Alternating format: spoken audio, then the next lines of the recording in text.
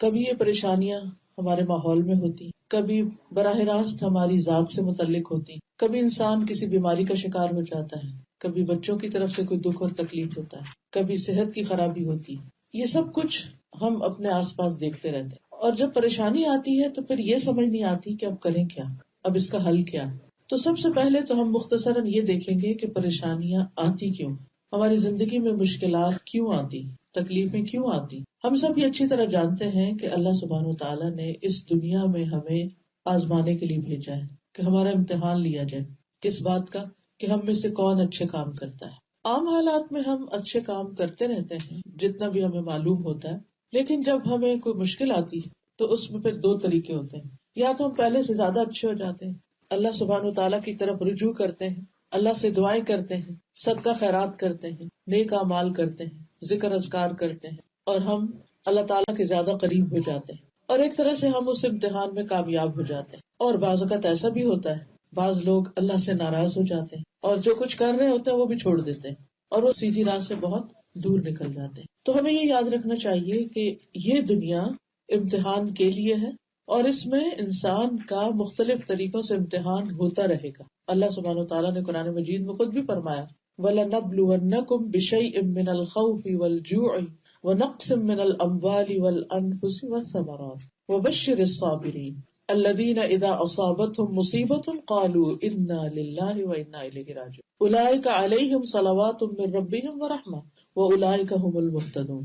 ہم ضرور تمہیں آزمائیں گے ساتھ کسی بھی چیز کے، خوف میں سے، بھوک میں سے، مال، جان، پھلوں کی کمی میں سے، اور خوشخبری دے دیجیے صبر کرنے والوں کو کہ جب ان پہ مصیبت آتی ہے تو وہ کہتے ہیں انا للہ و انا. ایسے لوگوں پر رب کی رحمتیں ہوتی، نوازشیں ہوتی، اور ایسے لوگ ہدایت یافتہ ہوتے ہیں، یعنی اپنے امتحان میں کامیاب ہو جاتے ہیں. تو پہلی بات تو یہ کہ یقینی طور پر تکلیفیں آئیں گی، ایک ختم نہیں ہوتی تو ایک اور آگے آ جاتی ہے، ایک امتحان سے انسان نکلتا ہے تو ایک دوسرا امتحان آ جاتا ہے. دوسری اہم بات یہ ہے کہ بعض اوقات تکلیفیں انسان کے اپنے ہاتھ کی کمائی کا نتیجہ ہوتی. قرآن مجید میں آتا ہے وَمَا أَصَابَكُم مِّن مُّصِيبَةٍ فَبِمَا كَسَبَتْ أَيْدِيكُمْ وَيَعْفُو عَن كَثِيرٍ. اور جو بھی تمہیں کوئی مصیبت پہنچی تو اس کی وجہ یہ ہے جو تمہارے ہاتھوں نے کمایا، اور وہ بہت سی چیزوں سے درگزر کر جاتا ہے. تو بہت دفعہ ہم پر آنے والی کوئی مصیبت، کوئی تکلیف، کوئی دکھ، کوئی بیماری، کوئی غم ہمارے اپنے گناہوں کا نتیجہ ہوتا ہے، ہمارے اپنے اعمال کی وجہ سے ہوتا ہے. اب اس میں انسان کو پہچاننے کی ضرورت ہوتی ہے کیونکہ عموماً جو تکلیف ہوتی ہے وہ عمل سے ملتی جلتی ہوتی. مثلاً اگر کوئی شخص والدین کا نافرمان ہوتا ہے، اپنے ماں باپ کی کیئر نہیں کرتا، خصوصاً ان کے بڑھاپے میں، تو پھر ایسی اولاد جب جوان ہوتی ہے تو اللہ سبحانہ وتعالیٰ دنیا میں ہی، اور خصوصاً جوان ہونے کے بعد جب وہ بڑھاپے کی عمر کو پہنچتی ہے تو ان کو ان کا بدلہ دنیا میں ہی دے دیتے ہیں ان کی اولاد کی نافرمانی کی شکل میں. اور والدین کی فرما برداری اور والدین کے ساتھ حسن سلوک کا نتیجہ کیا ہوتا ہے کہ انسان کو دنیا میں اللہ سبحانہ وتعالیٰ اولاد کی طرف سے آنکھوں کی ٹھنڈک نصیب کرتا ہے. اسی طرح ہم دیکھتے ہیں کہ بعض بیماریاں، ان میں کیا ہوتا ہے، جسمانی بیماریاں جیسے ہم اپنی جان پر خود ہی ظلم و زیادتی کرتے ہیں، ایسی چیزیں کھا لیتے ہیں یا پھر کوئی ایسے کام کرتے ہیں کہ جس کی وجہ سے ہمارا جسم بیمار پڑ جاتا ہے. تو ہمارے اپنے ہاتھوں کی کمائی. بعض اوقات یہ بھی ہوتا ہے کہ ہم کھانے پینے میں تو بہت احتیاط کرتے ہیں لیکن کچھ اور ایسے اللہ کی نافرمانی کے کام کر رہے ہوتے ہیں، جیسے کمائی ہی حلال کی نہیں، اس کے اندر گڑبڑ ہے، یا پھر یہ کہ کسی کا حق مارا ہوا ہے، کسی پہ ظلم و زیادتی کی ہوئی ہے. ہمارے معاشرے میں کتنا عام ہے یہ کہ جب والدین فوت ہو جاتے ہیں تو اولاد میں سے جو طاقتور ہوتا ہے وہ دوسرے بہن بھائیوں کا حق مان لیتا ہے، اس کو دبا کے بیٹھ جاتا ہے، ان کو حصہ نہیں دیتا، یا دیتا ہے تو صحیح طور پر انصاف کے ساتھ نہیں دیتا. گھر گھر میں یہ شکایتیں عام ہیں، اور ہم یہ نہیں سوچتے کہ یہ مال جو ہم نے کسی کے حق کا چھین کر زبردستی ہتھیا لیا ہے یہ ہمارے اپنے لیے وبال جان ہو سکتا ہے. اسی طرح بعض اوقات کوئی ہمیں ہرٹ کرتا ہے، کسی کی بات ہمیں بہت بری لگ جاتی، ہم بھول چکے ہوتے ہیں کہ ہم نے بھی کسی کو ہرٹ کیا تھا کبھی اور اس سے سوری تک نہیں کیا.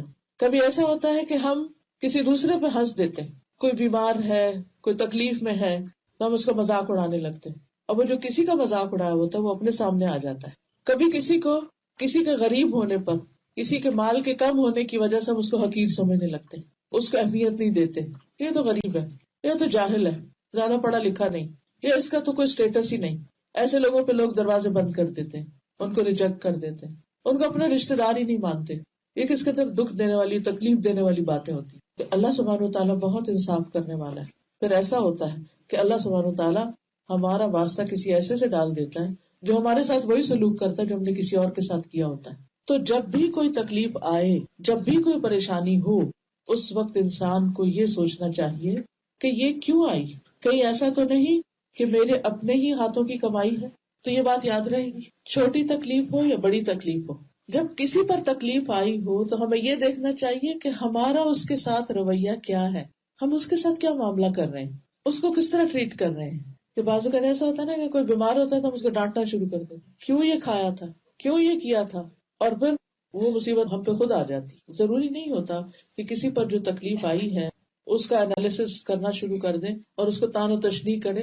ہمیں یہ دیکھنا چاہیے کہ ہم پر جو آیا ہے یہ کیوں آیا ہے، اور اب اس کا ازالہ اور اس کا علاج کیسے کریں. اسی طرح ایک اور وجہ یہ ہوتی ہے کہ انسان اللہ کے ذکر، اللہ کی عبادت اور اللہ تعالیٰ کے حقوق ادا کرنے سے گریز کرتا ہے، ان کی طرف توجہ نہیں کرتا، جس کی وجہ سے انسان کی دنیا کی زندگی میں تنگی آ جاتی. نہ نماز وقت پر ہے، نہ زکوٰۃ ادا کرنے کی فکر ہے، نہ حج کی پرواہ ہے. یعنی اللہ سبحانہ تعالیٰ کے ذکر کی، اللہ کی یاد اور اللہ کے حقوق کی جتنی بھی قسمیں ہیں ان میں کوتاہی بھی انسان کے لیے مشکلات کا باعث بنتی ہے. ایسا کیوں ہوتا ہے؟ کیونکہ اللہ سبحانہ تعالیٰ اپنے بندے پر مہربان ہے. وہ چاہتا ہے کہ آخرت کی تکلیف سے پہلے دنیا کی تکلیف میں مبتلا ہو کر یہ شخص واپس پلٹ آئے، توبہ کرے، اللہ کی طرف رجوع کرے، اللہ کا ذکر کرے، اللہ کو یاد کرے. قرآن مجید میں آتا ہے وَمَنْ أَعْرَضَ عَنْ ذِكْرِي فَإِنَّ لَهُ مَعِيشَةً ضَنْكًا وَنَحْشُرُهُ يَوْمَ الْقِيَامَةِ أَعْمَى. جو کوئی میرے ذکر سے منہ موڑے گا میں اس کی زندگی تنگ کر دوں گا اور قیامت کے دن اس کو اندھا اٹھاؤں گا. تو اللہ کی یاد سے منہ موڑنا، اللہ کی یاد سے بے پرواہ ہونا، اللہ کی کتاب کو چھوڑ دینا انسان کے لیے مشکلات اور پریشانیوں کا باعث بنتا ہے. کیونکہ جب انسان اللہ کی یاد سے منہ موڑتا ہے تو اس کی وجہ سے شیطان اور برے ساتھی اس پہ مسلط ہو جاتے ہیں. ابھی آپ نے مغرب کی نماز میں جو تلاوت سنی ہوگی، کتنی خوبصورت تلاوت تھی کہ اللہ ولی الذین آمنوا یخرجہم من الظلمات الی النور. اللہ ایمان والوں کا دوست ہے، انہیں اندھیروں سے نکال کے روشنی کی طرف لاتا ہے. والذین کفروا اولیاءہم الطاغوت. اور وہ لوگ جنہوں نے کفر کیا ان کے دوست طاغوت ہیں، شیاطین ہیں. یخرجونہم من النور الی الظلمات. جو انہیں روشنی سے اندھیروں کی طرف لے جاتے ہیں، ہدایت سے گمراہی کی طرف لے جاتے ہیں. تو جو شخص اللہ کے ذکر سے منہ موڑتا ہے اللہ سبحانہ تعالیٰ اس پر شیاطین کو مسلط کر دیتے ہیں. من یعش عن ذکر الرحمن نقیض له شیطانا فهو له قرین وانہم لیصدونہم عن السبیل ویحسبون انہم مہتدون. اور جو شخص رحمان کے ذکر سے آنکھیں بند کر لیتا ہے ہم اس پر ایک شیطان مسلط کر دیتے ہیں جو اس کا ساتھی بن جاتا ہے، اور بے شک وہ ضرور انہیں اصل راستے سے روکتے ہیں اور وہ سمجھتے ہیں کہ وہ سیدھی راہ پہ جا رہے ہیں. یہاں تک کہ جب وہ ہمارے پاس آئے گا تو کہے گا اے کاش میرے اور تیرے درمیان 2 مشرقوں کا فاصلہ ہوتا، بس وہ برا ساتھی ہے. اب دیکھیے کہ شیطان کے مسلط ہونے کی علامتیں کیا ہوتی ہیں کہ انسان کا نیکی کے کاموں میں دل نہیں لگتا، اس کا ذکر کی مجلسوں سے دل اچاٹ ہوتا ہے، قرآن پڑھنے کا دل نہیں کرتا، نماز میں دل نہیں لگتا، کوئی درس و تدریس کی مجلس ہو تو وہاں جانے کو دل نہیں کرتا. اور یہ تو وہ شیطانی اثر ہوتا ہے کہ جو ہمیں نظر نہیں آتا، جو ویزیبل نہیں ہوتا. بعض اوقات ایسا بھی ہوتا ہے کہ واقعی جنات جو ہیں وہ انسانوں پہ مسلط ہو جاتے ہیں، خاص طور پر اگر طہارت کا اہتمام نہ کیا جائے، پاکیزگی کا خیال نہ کیا جائے، پروٹیکشن کے لیے اذکار وغیرہ نہ پڑھے جائیں. کیونکہ جو ذکر ہوتا ہے نا، اس کے بارے میں حدیث میں آتا ہے کہ جب انسان ذکر کرتا ہے تو ایک محفوظ قلعے میں آ جاتا ہے، شیطان اس کے اوپر اثر نہیں کر سکتا. لیکن آپ دیکھیں ہر گھر میں کوئی نہ کوئی ایسی کہانی ہے، کہیں اس کے رشتے دار میں، کبھی کہیں بچے میں، کہیں بڑے میں، کیا ہے اس پر سایہ ہے، اس پہ جادو ہے، اس پہ نظر ہے، اس پہ جن ہے. یہ کیوں ہے؟ انہیں کیسے جرأت ہوگی کہ آئیں؟ اس کی وجہ کیا تھی؟ قرآن یہ بتاتا ہے جو رحمان کے ذکر سے غفلت برتتا ہے اس پر ہم شیطان مسلط کرتے ہیں اور وہ اس کا ساتھی بن جاتا ہے اور پیچھے پڑ جاتا ہے اس کے. اور ان سے بچنے کا طریقہ بھی کیا ہے پھر کہ ان سے انسان کیا کرے؟ اللہ کے ذکر سے مدد لے. پھر اسی طرح جب انسان اللہ کی عبادت سے روگردانی کرتا ہے تو انسان کی محتاجی اور فقر اس کے احساس میں اضافہ ہو جاتا ہے کہ میرے پاس کچھ نہیں. ہوتے ہوئے بھی انسان کے اندر مالی محتاجی اور کمی کا ایک خوف لاحق ہو جاتا ہے اس کو. ابو ہریرہ کہتے ہیں کہ رسول اللہ صلی اللہ علیہ وسلم نے فرمایا، اللہ تعالیٰ فرماتے ہیں، حدیث قدسی ہے، اے ابن آدم، تم اپنے آپ کو میری عبادت کے لیے فارغ کر لو، میں تمہارے دل کو بے نیازی سے بھر دوں گا اور تمہارا فقر دور کروں گا، تمہاری محتاجی دور کروں گا. لیکن اگر تم ایسا نہیں کرو گے تو میں تمہارے دونوں ہاتھ کاموں میں مشغول کر دوں گا اور اس کے باوجود تمہارا فقر دور نہیں کروں گا. دو جابز کرنے کے باوجود، دن رات کام کرنے کے باوجود، قرضے ہیں کہ اتر نہیں رہے، ضروریات ہے کہ پوری نہیں ہو رہی، ہر وقت ایک خوف اور بے چینی مسلط ہے سر پہ کہ کیا بنے گا، ہمارا کیا بنے گا، بچوں کا کیا بنے گا. اور اس کے پیچھے بھی وجہ کیا ہوتی ہے جو عام طور پر ہم جان نہیں پاتے، کہ ہم اپنے فرائض میں، اپنی عبادات میں کمی کر رہے ہوتے ہیں. جب انسان اللہ کا حق دیتا ہے نا تو اللہ تعالیٰ اس بندے کے دل کے اندر ایک اطمینان اور ایک غنا پیدا کر دیتا ہے، تھوڑے میں بھی اس کو اطمینان نصیب ہو جاتا ہے اور اس کے لیے رزق کے دروازے بھی کھول دیتا ہے، کیونکہ ساری رزق کی کنجیاں تو اسی کے ہاتھ میں ہیں. وَلِلَّهِ خَزَائِنُ السَّمَاوَاتِ وَالْأَرْضِ، اللہ ہی کے پاس ہے، اللہ ہی کے لیے ہیں خزانے آسمان و زمین کے. وَعِندَهُ مَفَاتِحُ الْغَيْبِ لَا يَعْلَمُهَا إِلَّا هُ، اس کے پاس غیب کی کنجیاں ہیں جن کو اس کے سوا کوئی جانتا بھی نہیں. یعنی اس نے وہ کچھ رکھا ہوا ہے کہ جس کے بارے میں اس کے سوا کسی کو بھی نہیں پتا ان خزانوں کا. وَإِن مِّن شَيْءٍ إِلَّا عِندَنَا خَزَائِنُهُ وَمَا نُنَزِّلُهُ إِلَّا بِقَدَرٍ مَّعْلُومٍ، کوئی چیز ایسی نہیں کہ جس کے ہمارے پاس خزانے نہ ہو، ڈھیروں ڈھیر ہے، لیکن ہم اس کو ایک مخصوص اندازے اور ایک مقدار کے مطابق اتارتے ہیں. اللہ کے پاس کسی چیز کی کمی نہیں، کمی ہم میں ہے کہ ہم اس کی طرف سچے دل سے رجوع نہیں کرتے. پھر اسی طرح ایک حدیث سے یہ پتہ چلتا ہے کہ جو شخص صرف دنیا کی فکر میں مشغول رہتا ہے، اس کا ہم و غم اور پریشانی اور فکر ہر وقت دنیا دنیا دنیا ہے، تو اللہ تعالیٰ اس سے بے نیاز ہو جاتا ہے، کیونکہ وہ اللہ کو بلا کر صرف دنیا کا غلام بن جاتا ہے. نبی صلی اللہ علیہ وسلم نے فرمایا، جو اپنے غموں کو ایک ہی غم بنا لے، یعنی آخرت کا غم، آخرت کا فکر، تو اللہ تعالیٰ اس کے دنیا کے غموں سے اسے کافی ہو جائے گا. یعنی جسے آخرت کا غم لگ جاتا ہے، اللہ تعالیٰ اسے دنیا کے غموں سے بے نیاز کر دیتے ہیں، اس کے دنیا کے غم دور کر دیتے ہیں، کیونکہ اس کو ایک بڑی فکر لگی ہوئی. تو یہ چھوٹی چھوٹی چیزیں اس کو بادر نہیں کرتی، وہ کہتا کوئی بات نہیں، یہ چیز نہیں ہے، یہ ختم ہو گیا، سب کچھ ختم ہونے والا ہے، سب جانے والا ہے. فکر کرنی چاہیے وہاں کی کہ وہاں کچھ نہ ہوا تو کوئی دینے والا نہیں ہوگا پھر. اور فرمایا کہ اور جس کو پریشانیاں ادھر ادھر بھٹکا کر لے جائیں، اللہ اس کی پرواہ نہیں کرے گا کہ وہ دنیا کی کس وادی میں ہلاک ہو کر گرتا ہے، کہاں جاتا ہے. اس لیے حالات کیسے بھی ہوں، رجوع اللہ ہی کی طرف کرنا چاہیے، مدد اسی سے مانگنی چاہیے، توجہ اسی کی طرف کرنی چاہیے، کیونکہ مشکل آسان بھی وہی کرنے والا ہے. پھر اسی طرح جب انسان دنیا کی حرص زیادہ رکھتا ہے، دنیا کی محبت زیادہ رکھتا ہے، تو اس سے اللہ کی محبت میں بہرحال کمی آتی ہے. نبی صلی اللہ علیہ وسلم نے فرمایا، قیامت قریب آ چکی ہے، لیکن لوگوں میں دنیا کی حرص ہی بڑھے گی. یعنی جو زندگی بڑھتی جاتی ہے، انسان کی بڑھاپے کی طرف جاتا ہے، تو دنیا کی حرص کم نہیں ہوتی.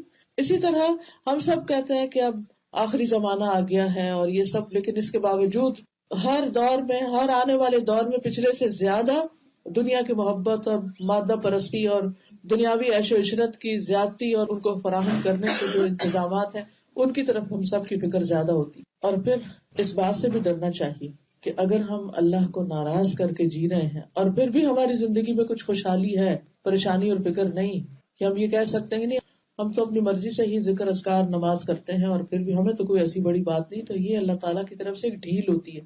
اس کو استدراج کہتے ہیں کہ اللہ تعالیٰ بندے کو ڈھیل دیتا ہے، کہ بندے جب اللہ تعالیٰ کو بھولتے جاتے ہیں، اللہ تعالیٰ اتنی دنیا ان پہ فراخ کرتا چلا جاتا ہے اور پھر ایک وقت آتا ہے کہ اچانک پکڑ لیتا ہے. اس لیے اگر نافرمانیوں کے باوجود رزق میں اضافہ ہو رہا ہے، اللہ سے دوری کے باوجود دنیا آسان ہو رہی ہے، تو اس کو بھی اپنے لیے خوش قسمتی کی علامت نہیں سمجھنا چاہیے، کیونکہ کسی وقت بھی پکڑ آ سکتی ہے، کیونکہ اللہ کی نافرمانی میں کوئی خیر نہیں، کوئی کامیابی نہیں. تو اصل میں پھر مشکلات کا حل، تکلیفوں سے نجات، یہ صرف اللہ کی طرف رجوع کرنے میں ہی ہے. تو پھر کرنا کیا چاہیے ہمیں؟ کوئی چھوٹا دکھ ہے یا بڑا دکھ، کوئی چھوٹی فکر ہے یا بڑی، کوئی پریشانی ہے، تو پہلی بات یہی ہے کہ اللہ سے اپنا تعلق مضبوط کریں، اللہ کو دوست بنا لیں، اللہ کو اپنا ولی بنا لیں، اللہ سے توبہ کریں، اللہ کی طرف رجوع کریں، کیونکہ اللہ سبحانہ و تعالیٰ کے پاس ہر مسئلے کا حل ہے. کوئی مشکل ایسی نہیں کہ جو اللہ کے لیے مشکل ہو. ساری دنیا بھی بعض اوقات مل کر آپ کی کوئی مشکل دور نہیں کر سکتی، لیکن اللہ اس کو دور کر سکتا ہے، کیونکہ وَلِلَّهِ مُلْكُ السَّمَاوَاتِ وَالْأَرْضِ، آسمان و زمین کی بادشاہت اللہ ہی کے لیے. ہر چیز کا مالک ہے. واللہ علی کل شیء قدیر، اور اللہ ہر چیز پر قدرت رکھتا ہے، سب کچھ اس کے کنٹرول میں ہے. وہ کن کہہ دے تو کوئی مشکل ہی نہ رہے. تو ہمیں کیا کرنا چاہیے؟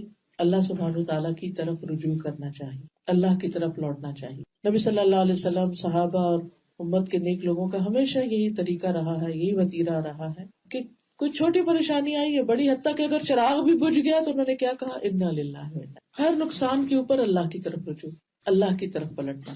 کیونکہ اللہ تعالیٰ فرماتا ہے کہ میں اپنے بندے کے گمان کے ساتھ ہوتا ہوں، جو وہ میرے ساتھ گمان رکھتا ہے. جب وہ مجھے یاد کرتا ہے تو میں اس کے ساتھ ہوتا ہوں. اگر وہ دل میں یاد کرتا ہے تو میں بھی دل میں یاد کرتا ہوں. اگر بھری محفل میں یاد کرتا ہے تو اس سے بہتر محفل میں یاد کرتا ہوں. اگر وہ میری طرف ایک بالشت آتا ہے تو میں اس کی طرف ایک گز آتا ہوں. اگر وہ ایک گز میری طرف آتا ہے تو میں 2 گز اس کے قریب ہوتا ہوں. اگر وہ چلتا ہوا میری طرف آتا ہے تو میں دوڑتا ہوں اس کے پاس آتا ہوں. تو ضرورت اس بات کی ہے کہ ہم اللہ کی طرف پلٹیں، اس کی طرف رجوع کریں اور اپنی حاجتیں، اپنی مشکلات، اپنے دکھ اللہ کے سامنے رکھیں. ہم عام طور پر بندوں کے سامنے رکھتے اور ہر ایک کو اپنی داستان سناتے رہتے جہاں موقع مل جائے، لیکن اللہ کے سامنے نہیں رکھتے اس طرح جس طرح رکھنے کا حق. اور ہوتا پتہ کیا ہے، جب ہم 10 لوگوں کو کہانی سنا چکے ہوتے ہیں نا تو تھوڑا ہمارا دل سکون میں آ جاتا ہے، تو پھر وہ دعا مانگنے میں وہ لذت ہی نہیں رہتی. لیکن اگر وہ بھرے ہوئے دل کے ساتھ ہم اللہ کی طرف رجوع کریں تو آپ دیکھیں آپ کی آنکھیں بھی بہنے لگیں گی، آنسو آنے لگیں گے اور آپ کے دل سے دعائیں نکلیں گی وہ پوری سسکیوں کے ساتھ. اور اس وقت جو آپ کو راحت اور سکون ملے گا وہ کسی انسان سے بات کر کے نہیں ملے گا. کیونکہ بندوں سے جب انسان بات کرتے یہ خوف بھی ہوتا ہے کہ پتہ نہیں یہ کیا سمجھ رہا ہے یا کسی اور کو بتا دے گا. اور خاص طور پر جب ہمیں اس کی طرف سے وہ رسپانس نہ ملے جو ہم ایکسپیکٹ کر رہے ہوتے ہیں. اور آپ نے کئی دفعہ تجربہ کیا ہوگا کہ بھلے آپ اپنی تکلیف دکھ اپنی ماں کو بھی بتائے نا کبھی، تو وہ پوری طرح نہیں سمجھ پاتی کہ بچہ کہنا کیا چاہ رہا ہے. کیونکہ بعض اوقات ہمیں بتانا بھی نہیں آ رہا ہوتا، ہم کچھ اور بتا رہے تھے وہ کچھ اور سمجھ رہے ہوتے ہیں، اور بعض اوقات سن کے ڈانٹنا بھی شروع کر دیتے. اور بعض اوقات وہ بیزار بھی ہوتے ہیں کہ جیسے ہسبینڈ ہے، اگر ہر وقت آپ اپنا رونا دھونا ان کو سنائے تو کیا جواب ملتا ہے. اسی طرح بہن بھائی ہیں، وہ بھاگنا شروع ہو جاتے ہیں. ایسے شخص سے سب اوائڈ کرنے لگتے ہیں. تو بندوں سے جب ہم مانگتے ہیں، بندوں کے آگے دکھ رکھتے ہیں تو وہ ہم سے بھاگتے ہیں. لیکن اللہ سبحانہ وتعالیٰ کے سامنے جب ہم دکھ رکھتے ہیں تو ہم سے راضی ہوتے ہیں کہ میرا بندہ میری طرف پلٹا ہے. اور مقصد بھی یہی ہوتا ہے، اللہ تعالیٰ آزمائش میں ڈالتے بھی اس لیے تاکہ بندہ رب کی طرف لوٹ آئے. اور پھر امن یجیب المضطر اذا دعاہ ویکشف السوء، بھلا کون ہے جو لاچار کی فریاد رسی کرے جب وہ اسے پکارے اور اس کی تکلیف دور کر دے.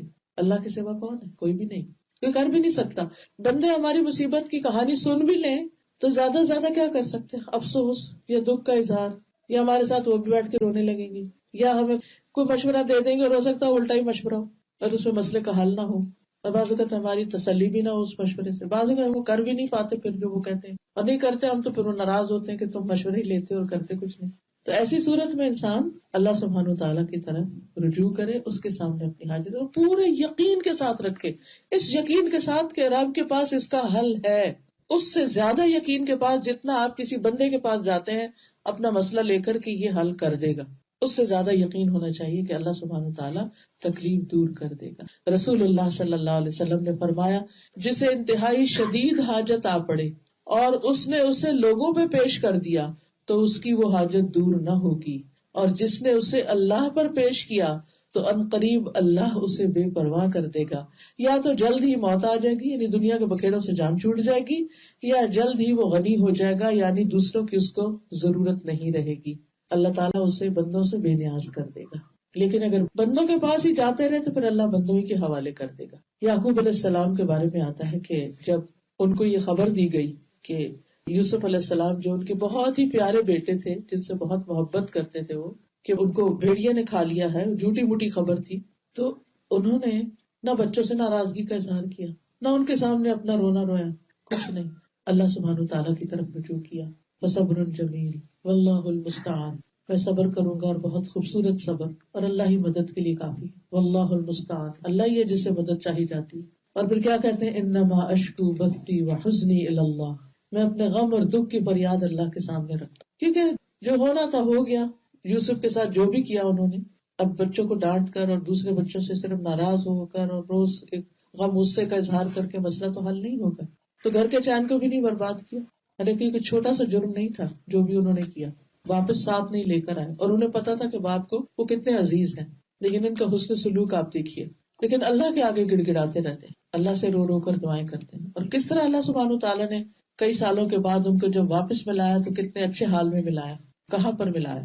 تو جب انسان مشکل اور تکلیف کے وقت اللہ کے سامنے گڑ گڑاتا نہیں تو اس کا نقصان یہ ہوتا ہے کہ بندے کا دل پھر سخت ہو جاتا ہے، بعض اوقات مصیبت کا عادی ہو جاتا ہے، اور بعض اوقات ادھر ادھر باتیں کر کے پریشان ہو کر پھر اپنے آپ کو نقصان دیتا ہے. اور پھر جب آپ اللہ سے دعا کر لیں پھر اللہ پہ بھروسہ بھی کریں اور انتظار بھی کریں. قرآن مجید میں آتا ہے وَمَن يَتَوَكَّلْ عَلَى اللَّهِ فَهُوَ حَسْبُهُ إِنَّ اللَّهَ بَالِغُ أَمْرِهِ قَدْ جَعَلَ اللَّهُ لِكُلِّ شَيْءٍ قَدْرًا. اور جو اللہ پہ بھروسہ کرے گا تو اللہ اس کے لیے کافی ہے. اللہ اپنا کام پورا کر کے رہتا ہے، بلا شبہ اللہ نے ہر چیز کا اندازہ مقرر کر رکھا ہے. اللہ کو زیادہ پتا ہوتا ہے کہ کون سا کام کس وقت ہونا چاہیے. بعض اوقات بچوں کی شادی نہیں ہوتی مثلا، ہمارے بہت ہی پریشان رہتی ہیں، وہ کہتے ہیں ہمیں نیند نہیں آتی، ہمیں چین نہیں آتا، روز گھر میں ایک ہنگامہ، اور جس بچی کے ساتھ وہ مسئلہ ہوتا ہے وہ بھی پریشان رہتی ہے. دعائیں بھی بہت ہو رہی ہوتی، سب کچھ ہو رہا ہوتا ہے، کوشش بھی ہو رہی ہوتی، اس کے باوجود ایک چیز نہیں ہو کے دیتی، کیونکہ اللہ کو پتا ہے کہ اس کے لیے رائٹ ٹائم کون سا ہے. ہو سکتا ہے اس سے پہلے وہ چیز ہو تو وہ اس کے حق میں بہتر نہ ہو. اس کی حکمت اللہ ہی کو پتا ہوتی. کسی دعا کے سننے میں یوسف علیہ السلام کے والد جو تھے یعقوب علیہ السلام، وہ اللہ کے نبی تھے، اور کیا وہ دعائیں نہیں کرتے؟ وہ دعائیں کرتے تھے، لیکن وہ دعا کب قبول ہوئی؟ 30 سال کے بعد. تو بعض چیزوں کو وقت لگ جاتا ہے، تو انسان کو مایوس نہیں ہونا چاہیے، دعائیں کرتے رہنا چاہیے، کیونکہ دعا عبادت ہے. ہم دعا کی شکل میں اٹھتے بیٹھتے چلتے پھرتے کہ عبادت کر رہے ہوتے ہیں. اور یہ تو ایک حقیقت ہے نا، جتنا ہم دکھ میں اچھی طرح اللہ کو پکارتے ہیں، خوشی میں نہیں پکارتے، بھول ہی جاتے. تو اس کو ایک موقع سمجھیے اللہ کے قریب ہونے کا. پھر اسی طرح دوسری چیز، دوسرا کام جو کرنے کا ہے وہ ہے نمازوں کی حفاظت. نبی صلی اللہ علیہ وسلم پر جب کوئی تکلیف پریشانی آتی سب سے پہلے اللہ کی طرف رجوع کرتے. کس شکل میں؟ نماز کی شکل. نماز کے لیے دوڑتے. کوئی بھی مشکل ہو، کوئی فوت ہو جائے، کوئی بیماری آ جائے، کوئی پریشانی آ جائے، نفل پڑھے، اللہ سے دعا کرے. اور پھر خاص طور پر فرض نمازوں کی حفاظت. فرض نمازوں کی حفاظت. اب دیکھیے کہ بعض لوگ جان بوجھ کے دیر سے اٹھتے ہیں، خاص طور پر سمر میں. 7 بجے کا الارم لگا ہوا، چاہے سورج 6 بجے نکل آیا، نہیں ہم نے تو اپنی نیند پوری کرنی، اٹھ کے قضا پڑھ لیں گے. انہوں نے قضا کو ایسا بنایا ہوا جیسے ادا ہو، روٹین میں نماز قضا کرتے ہیں اور جان بوجھ کے کر رہے ہوتے ہیں. ہر روز اللہ کی نافرمانی سے دن کا آغاز ہو رہا ہے تو کیا اس میں شامت نہیں آئے گی؟ اگر آپ کا بچہ ہر روز اسکول لیٹ جائے، ہر روز لیٹ جائے اور ایک پورا پیریڈ قضا کر دے ہر روز، تو کوئی پوچھے گا نہیں؟ اس کا کوئی نقصان نہیں ہوگا؟ آپ کا نہیں وہ ہم لے لیں گے کام اور گھر میں شام کو کر لے گا. نہیں، ہر کام کا ایک وقت ہوتا ہے، اور اگر وہ کام اس وقت پر نہ کیا جائے تو اس کے وہ نتائج نہیں نکلتے. تو دن کا آغاز اللہ کے ذکر سے. رسول اللہ صلی اللہ علیہ وسلم نے فرمایا جب تم میں سے کوئی سو جاتا ہے تو شیطان اس کے سر کے پچھلے حصے پر 3 گریں لگاتا ہے. اب یہ کس قسم کی تھی ہمیں نہیں پتا، لیکن بہرحال کیونکہ اللہ کے رسول صلی اللہ علیہ وسلم فرمایا تو یہ بالکل سچ ہی ہے. اور پھر ہر گرہ پر تھپکی دیتا ہے تم پر ایک بہت لمبی رات ہے، سو جاؤ سو جاؤ. یعنی انسان جب اٹھنے کی کوشش بھی کرتا ہے تو پھر تھپکا دیتا ہے، پھر نیند آ جاتی ہے.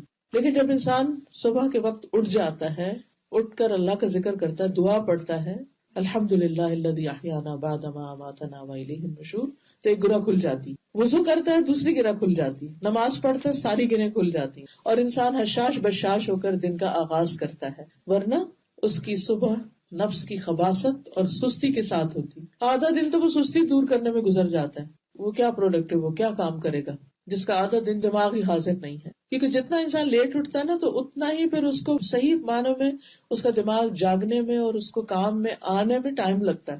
تو اگر آپ ارلی جاگتے ہیں نا تو پھر صبح کے جو اول بابرکت وقت ہوتا ہے اس میں آپ کا دماغ زیادہ بہتر کام کر رہا ہوتا ہے، اور آپ جب جلدی کام شروع کرتے ہیں تو اس میں برکت ہوتی ہے اس وقت میں، اور کام جلدی مکمل بھی ہو جاتا ہے. پھر اسی طرح جب انسان نماز پڑھتا ہے تو اس سے اللہ کی رحمت ملتی ہے انسان کو. قرآن پاک میں آتا ہے وَأَقِيمُوا الصَّلَاةَ وَآتُوا الزَّكَاةَ وَأَطِيعُوا الرَّسُولَ لَعَلَّكُمْ تُرْحَمُونَ. نماز قائم کرو، زکوٰۃ ادا کرو، اور رسول کا حکم مانو تاکہ تم رحم کیے جاؤ، تم پہ رحمت ہو.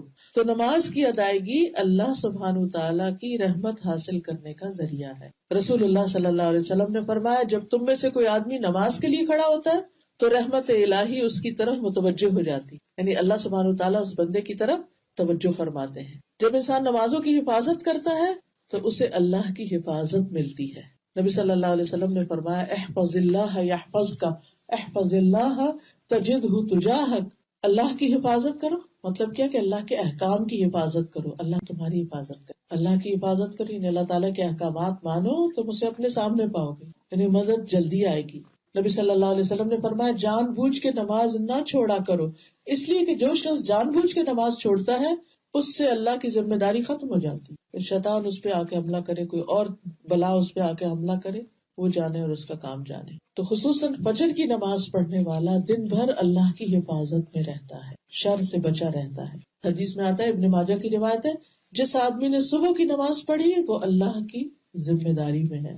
پھر اسی طرح نوافل کی کثرت جو ہے اس سے اللہ کی مدد آتی ہے. فرض نمازوں کے علاوہ، فرض نمازوں کے ساتھ بھی، اور اس کے علاوہ جیسے تہجد کے نوافل ہیں یا اشراق اور چاشت کے نوافل ہیں، یہ انسان کے لیے دن بھر کی ساری ضروریات کے لیے کافی ہو جاتے ہیں.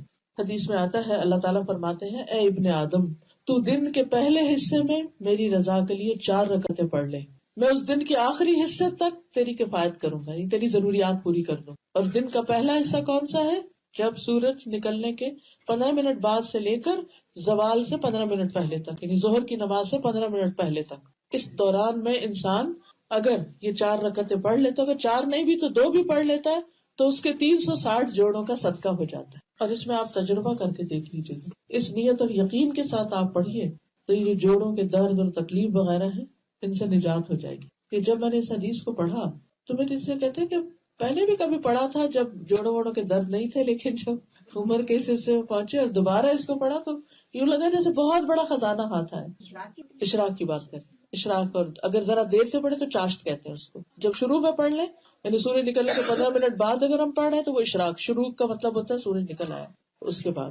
تو آپ دیکھیے کہ جو شخص تہجد پڑھ رہا ہے، پھر اس کے بعد فجر پڑھ رہا ہے، پھر اس کے بعد اشراق پڑھ رہا ہے، تو کتنی اس کی ایکسرسائز ہو چکی ہے سارے چھوڑوں کی، اور کتنا ایکٹیو ہو چکا ہے. اور اس کے بعد دن بھر اپنے کام کرے، پھر اس کے بعد ظہر کی نماز، پھر کام، پھر نماز، پھر کام، پھر نماز، پھر کام، پھر نماز، پھر جا کے سو جائے. کتنی ایکٹیو لائف ہے یہ. بہت سی تکلیفوں سے انسان ویسے ہی بچ جاتا ہے اور اللہ کی مدد بھی آتی ہے. تیسری چیز ہے حفاظت کی دعائیں پڑھنا، یعنی نمازوں کے علاوہ ذکر اذکار، اور ذکر اذکار میں بھی حفاظت کی دعائیں، کیونکہ اذکار جو ہیں یہ انسان کو جن و انس کے شر سے محفوظ رکھتے ہیں. ابن کثیر رحمۃ اللہ علیہ کہتے ہیں، تم اذکار کی چادر اوڑھ لو، وہ تمہیں انس و جن کے شر سے بچائے گی، اور اپنی روح یعنی اندر کا جو روح ہے، ہماری دل اور اندر کے جذبات جو ہیں، ان کو استغفار کی موٹی چادر اڑھا دو. یہ چادر تمہیں دن اور رات کے گناہوں سے بچائے گی. ان کا جو شر آنے والا ہے نا گناہ کے بعد، تو جب انسان استغفار کر لیتا تو وہ بلا ٹل جاتی. کیونکہ آپ دیکھیے کہ گناہ کیا ہے، ایسے ہی جیسے اپنے لیے کانٹے بونا، تو جو کانٹے بوئے گا وہ اس کو پھر کاٹیں گے بھی، وہ کانٹے چبھیں گے بھی. تو جب استغفار انسان کرتا ہے تو وہ شر دور ہوتا چلا جاتا ہے، واپس پلٹتا جاتا ہے.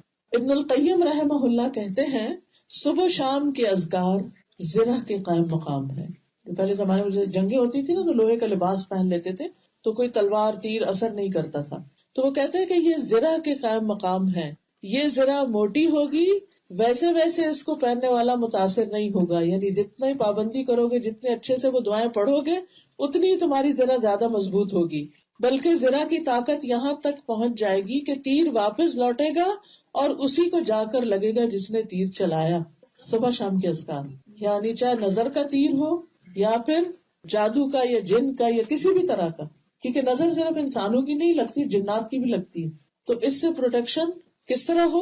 یہ صبح شام کے اذکار سے. بلٹ پروف جیکٹ ہے، بالکل بلٹ پروف جیکٹ کی طرح ہے کہ کوئی گولی مارے تو لگے گی نہیں، اثر نہیں ہو. یہ صبح شام کے جو اذکار، ٹھیک ہے.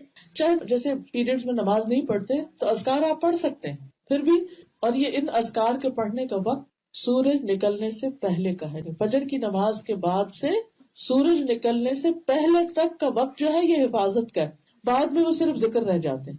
اسی طرح شام کے وقت مغرب کی اذان سے پہلے تک، غروب سے پہلے تک، عصر اور مغرب کے بیچ میں پڑھنے کا ٹائم ہے. مغرب کے بعد اگر کوئی پڑھتا ہے تو پھر صرف ذکر رہ جاتا ہے.